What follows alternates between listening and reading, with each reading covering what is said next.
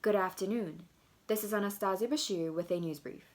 In local news, according to 69 News, as of Thursday, almost 5,000 Pennsylvanians were hospitalized with COVID-19 and a little over 1,000 of those were admitted to an intensive care unit.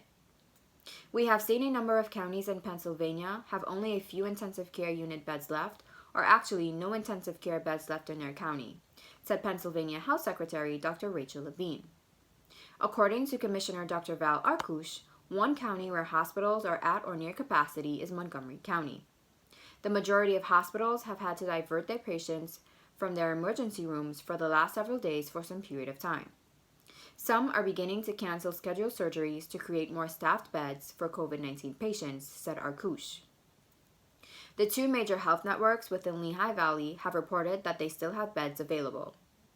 In national news, according to CNN, as preparations are underway across the U.S. to quickly distribute the COVID-19 vaccines once authorized, the coming months will be difficult before relief occurs.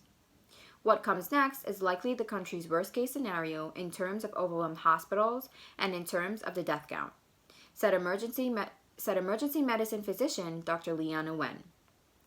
Her comment comes from the grim reality reflected in the country's latest statistics. The U.S. has had its highest day of new cases with 217,664 cases and 2,879 deaths on Thursday, according to Johns Hopkins University.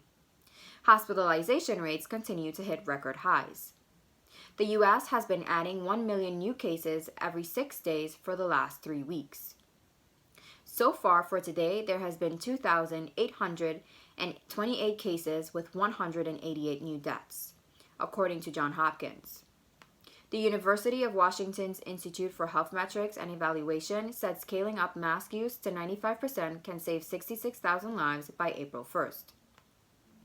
In state news, according to the Philadelphia Inquirer, President Donald Trump's dream of having Pennsylvania's GOP-controlled legislature overturn the state's election results received what appeared to be its final death blows on Thursday night with an order from the U.S. Supreme Court and a clear statement from the General Assembly's Republican leadership that they had no intention of doing so.